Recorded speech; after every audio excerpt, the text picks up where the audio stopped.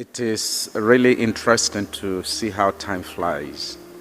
It looks to me like it was just yesterday we arrived, but behold, we've been here for 5 days. It's interesting. But again, like I said, what is interesting to me is the energy that we maintained from the beginning up until now. It is highly appreciated. And we look forward to more of this. So on behalf of the President of the African Development Bank Group, Dr. Akinwumi Adesina, and the Chief Economist and Vice President of the bank, Professor Kevin Urama, I want to kindly extend my heartfelt appreciation to all of you, the participants, the partners, and the government of Ghana for making this second edition of the PFMA Spotlight a resounding success. Thank you very much to all of you.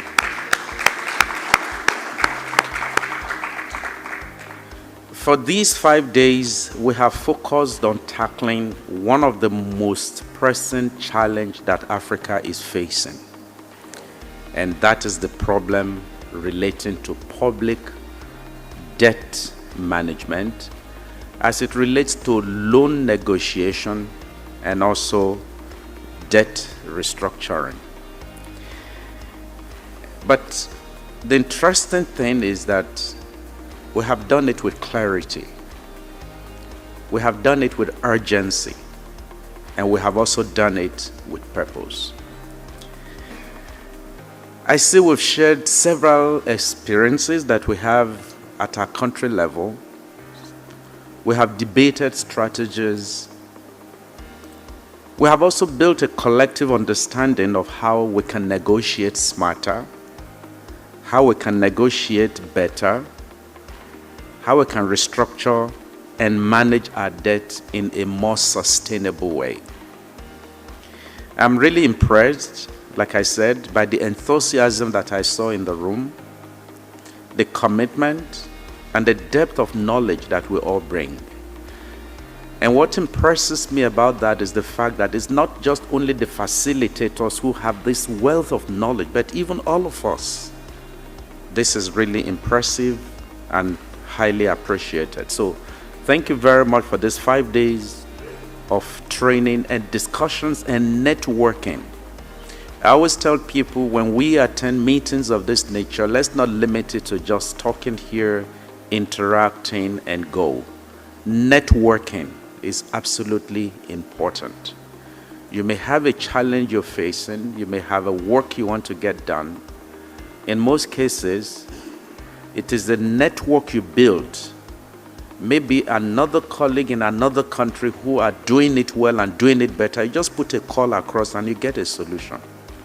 So please don't forget to network and to maintain the network that you have made while you're here.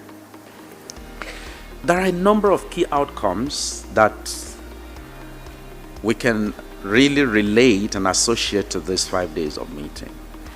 I've also heard bold ideas coming out regarding what Africa needs to do better. And let me just state about 5 or so of them. The first one, on the first day, we heard loud and clear, was the creation of the Accra Club. You remember that? So I think I would say I'm proud that, in fact, proud to announce the conception.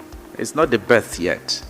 It's the conception of this new idea about setting up the Accra Club that will serve as a forum for borrowers to share experiences and strategies on debt restructuring. Let's see how that conversation goes. But that's a very important, what I see as one of the key outcomes of this meeting. And if that happens, it could be a game changer, because we envisage that it will empower the countries, not only the creditors, but also the debtors.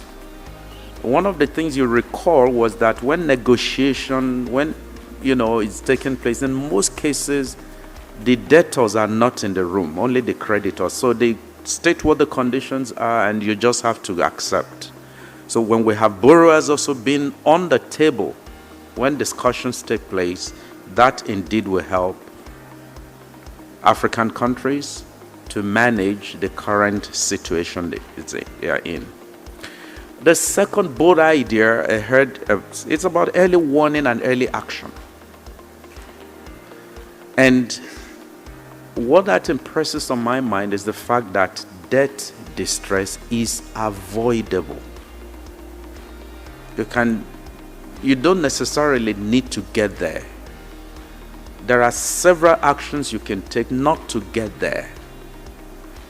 So it is important, therefore, that we institutionalize early warning system, not for climate as we have it currently or for other risks, but also for debt. So that's one bold idea I also take out. So this requires that we enforce fiscal rules, we enforce debt rules, and we seek help early. It's just like health condition. If you wait until the last minute before you seek help for your health condition, perhaps it might have been too late. So what is important, therefore, is that when you are noticing some symptoms, quickly ask for help. And that help could be what you need. That will serve as your lifeline. That will help you to manage your challenge. And remember, we reminded you that the African Development Bank is your bank. We stand ready to work with any partner anywhere, just as we have done in this event, to proffer solutions. And not just to proffer solutions, but to work with you in implementing those solutions. The African Legal Support Facility is there. We are ready to work with them to support you. So remember to always tap into these resources that you already have available that can help you in dealing with the debt situation that you have. Then the third bold step I heard was the importance of reforming the global financial architecture. Call it debt architecture, call it financial architecture. What we do know is that Africa deserves access to longer-term, fair, and non-discriminatory financing. So we need to push for reforms that will allow African countries to borrow for development, not just for survival, which is what we seem to be seeing today. And we also must be ready to have bankable projects that can help us. We need to be ready to be able to tap into global financial products and resources that are available that can help us to lend at a cheaper rate, at a more concessionary rate, and also at a rate that will not jeopardize the health of our economies. The fourth important key outcomes of this meeting that I heard was investing in capacity. Investing in capacity. So what that means is that debt management is not just about numbers. It is about people. In one of the presentations, it was highlighted that because of the debt burden, the interest payment burden that the countries are bearing, basic human capital development, social services are suffering. Health, education, and so on. Some governments could not do them because they are paying a lot on interest on loans that they have contracted. So this indeed implies that we need to train our debt managers, we need to train our parliamentarians, we also need to train our policymakers.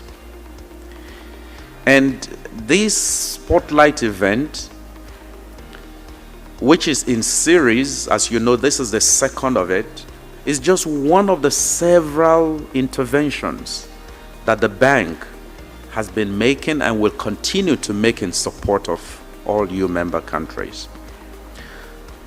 We have scaled up specialized training, technical assistance, policy dialogue, peer-to-peer learning, and support to countries across the continent.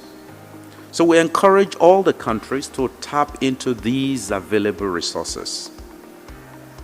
Feel free, we're available, we are just a call away.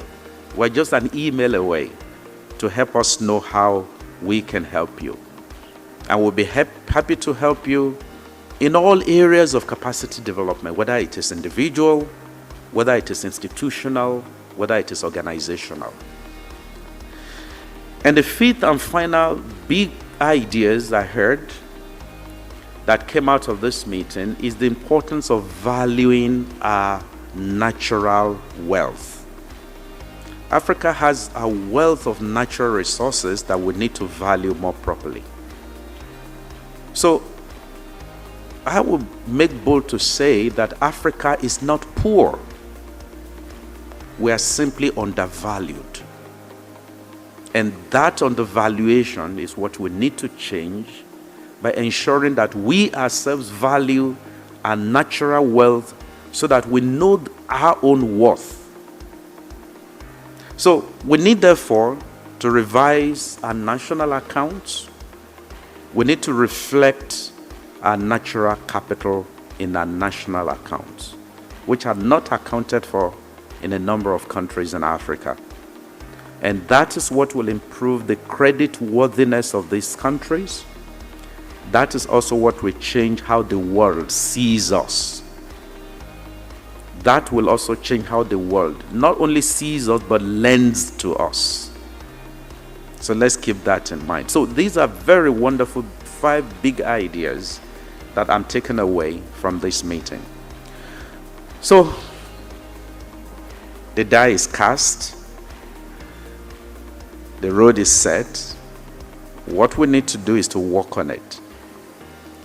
So let me thank all of you for bringing these 5 ideas to life. Let me start by thanking the Honorable Minister, Honorable Dr. Cassiel Atto-Forson, who was the Minister of Finance for Ghana, who was ably represented by Honorable Thomas Ampem Nyakun for opening this event. Like my colleague said, Mr. Krubali has really appreciated everybody. He has thanked everybody already, so he's made the job a lot easier. But let me just lend my voice to his voice to thank all of you for coming, for participating. Let me thank our keynote speakers, Mr. Olivier Pognon, and what people had described as our lecturer, Mr. Victor Ojia. He did excellent job. Also, our 2 colleagues from the Global Sovereign Advisory, Rabi and Thuraya. You did very excellent job too. Thank you very much. Our faculty members who facilitated and moderated a number of the sessions, you deserve very high commendation. So thank you all. We really appreciate you. And now to Labadi Beach Hotel. Again, Mr. Krubali has thanked them enough. The food was good. The environment was nice. So we thank them for hosting us. And especially this event room is really super. So thank you very much, Labadi Beach Hotel Management, for helping us to enjoy this program. We also have our IT colleagues. We always call them angels. Angels because they are always behind the scene in making things to happen. You hardly see angels, or have you seen any? I'm not sure, we don't even see them. But they are there. So our IT colleagues are like that. A number of them are at the HQ, at the headquarters in Abidjan, pressing buttons to ensure that things go well. So we thank all of you IT colleagues who are offline and also those who are here online for helping to ensure that we enjoy this very important meeting. You see that there are no booths, there are no translation booths here, you know that? But you can hear in French and English. It's due to our IT colleagues who are at work. So we thank you, our IT colleagues. We appreciate all the contributions that you make. And our interpreters themselves who made it possible, like they say, they actually broke the wall of Babel.